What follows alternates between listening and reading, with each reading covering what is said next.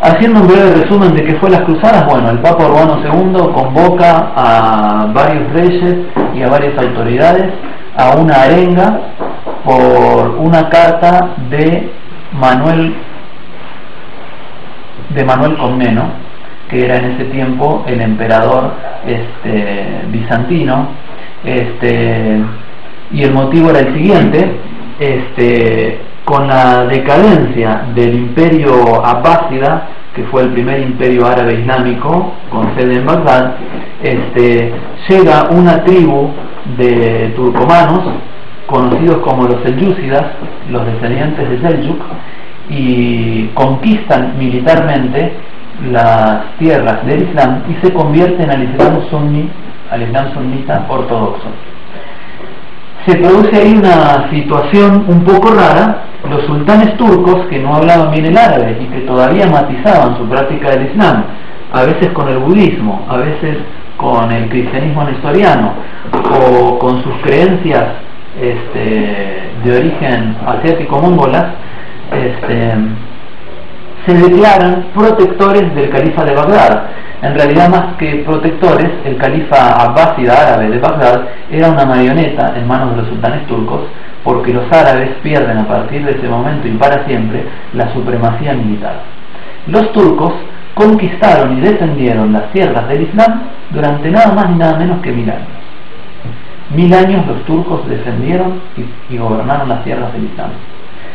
El último gran imperio turco fue el Imperio Otomano, ¿verdad? Que fue abolido o fue declarado finalizado, creo que en el 1919.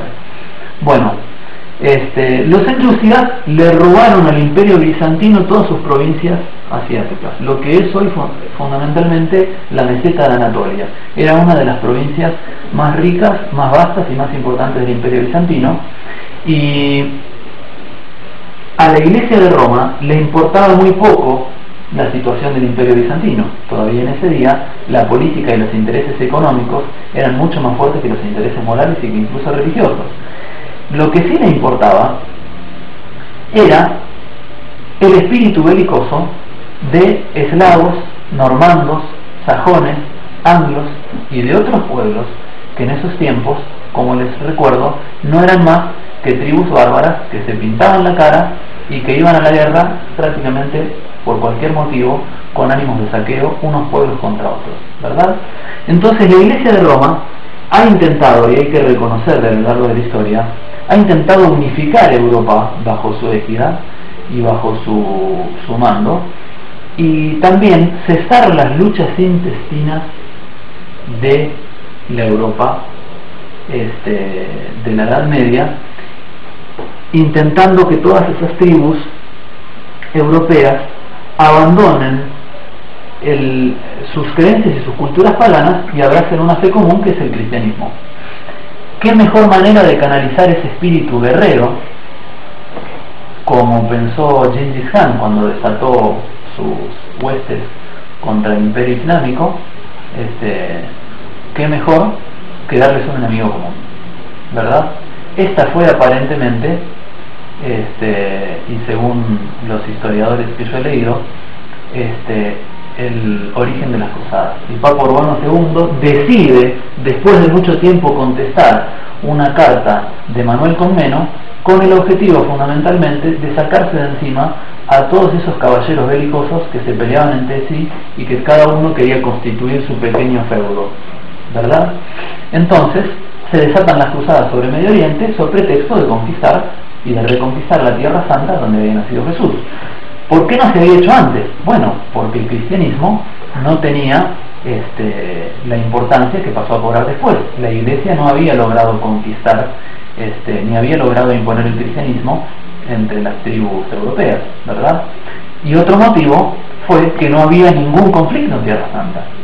Cuando el califa Omar ibn al-Khattab, que Dios esté complacido con él,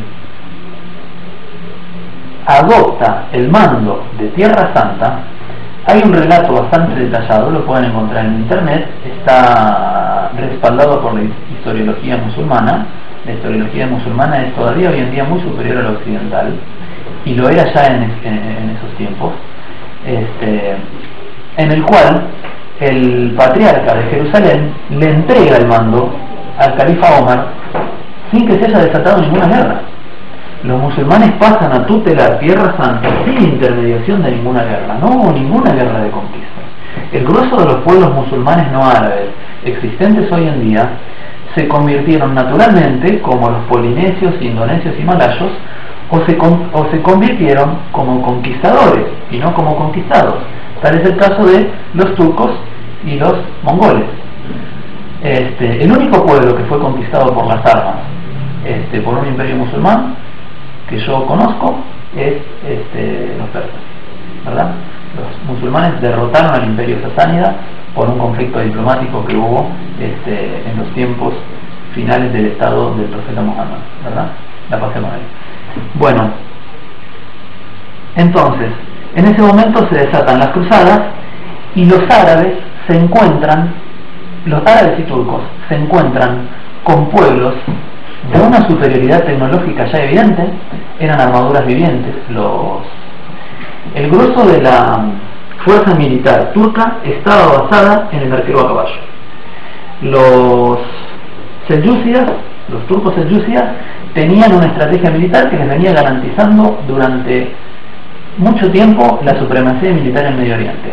Mandaban oleadas de arqueros a caballos, tenían mucha puntería para tirar desde las cabalgaduras, lanzaban una andanada de flechas sobre el ejército y se volvían. En 2 o 3 oleadas el ejército enemigo agonizaba. Para cuando tenían que enfrentarlos cuerpo a cuerpo, ya el ejército enemigo agonizaba. No tenían armaduras y utilizaban un equipamiento muy ligero, ¿verdad? Precisamente hacían hincapié en su habilidad y en su agilidad antes que en la fuerza bruta y en la armadura. Los europeos vienen y desarrollan en ese momento las armaduras que conocemos hoy en día, en base a las cuales se ha hecho esta armadura viviente, ¿verdad? Esa leyenda de la armadura viviente, buenas noches, en la cual se ve un cuerpo completamente metálico, ¿verdad? Ha habido varios sultanes, los primeros sultanes selyúcidas que recibieron los cruzados, pudieron corroborar que los métodos que le garantizaban la supremacía militar desde hacía tanto tiempo empezaban a fallar, y de que no era tan fácil derrotar a esos caballeros armados de pies a cabeza, ¿verdad? Y se encuentran en los europeos con una fuerza militar nueva en el mundo para ese momento, pero también con una pobreza y una miseria cultural, humana, científica, medicinal, asombrosa. Durante el tiempo que los estados cruzados ya están instalados, el cronista de la ciudad de Damasco, Osama ibn al-Muqir, fue el diplomático encargado de establecer relaciones más o menos amistosas con los estados cruzados, aproximadamente 100 años después de que las cruzadas ya se habían desatado, ¿verdad?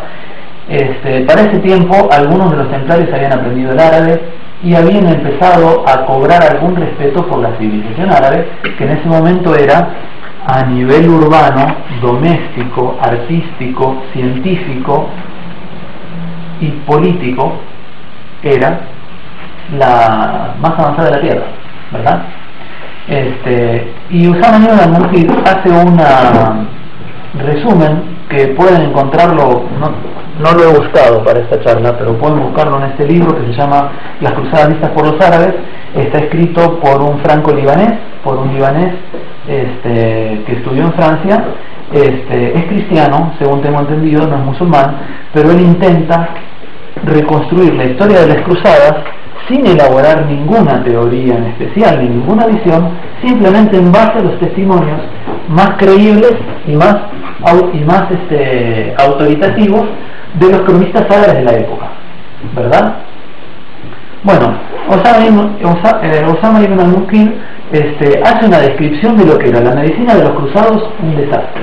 Cuenta, una mujer tenía ictericia, Viene un sacerdote con un cuchillo, le abre el cráneo y dice que se le metió un demonio adentro y le mete un puñado de sal gruesa, se lo frota y a la hora la mujer estaba muerta. Otro hombre había recibido una herida en la pantorrilla y tenía gangrena. Entonces el sacerdote que oficiaba de médico le dice: ¿querés vivir sin una pierna o morir con las dos? El caballero dice: vivir sin una pierna. Traen a un verdugo, le ponen la pierna arriba de un tronco con un hacha completamente desafilada, intenta cortarle la pierna, no se la puede cortar en un golpe, se la corta en 2 o 3.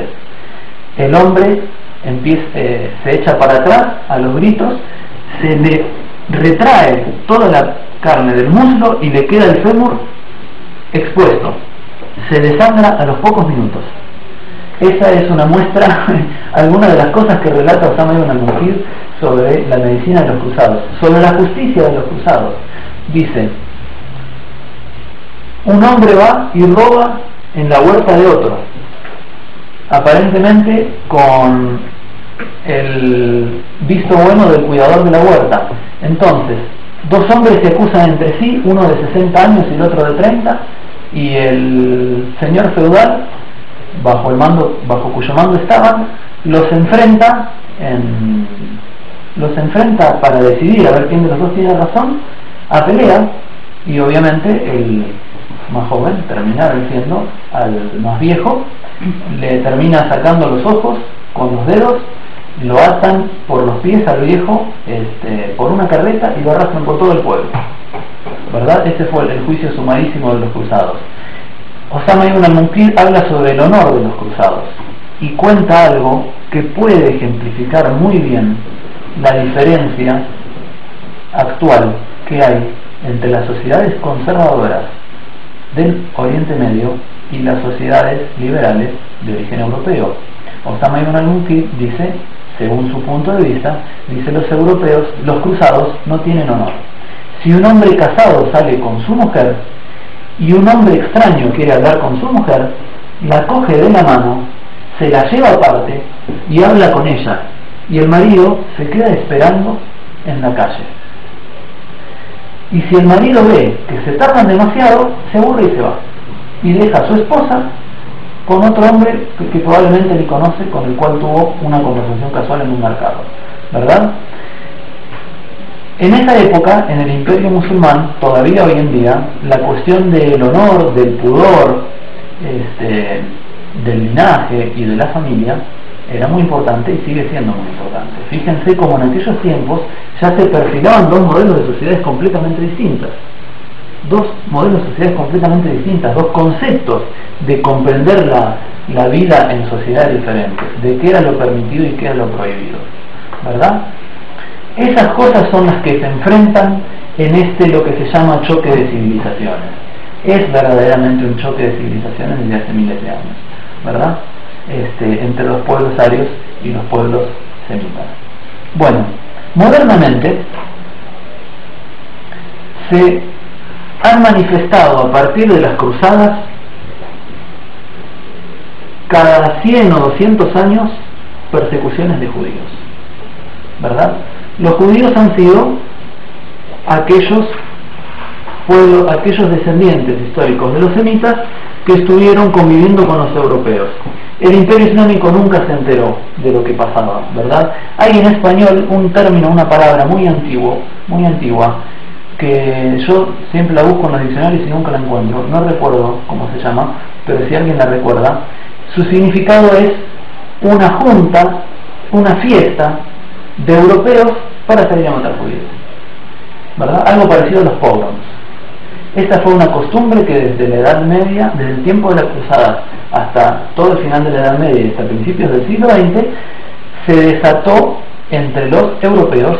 Los europeos cada tanto sufren una fiebre xenófoba y los primeros implicados son los judíos.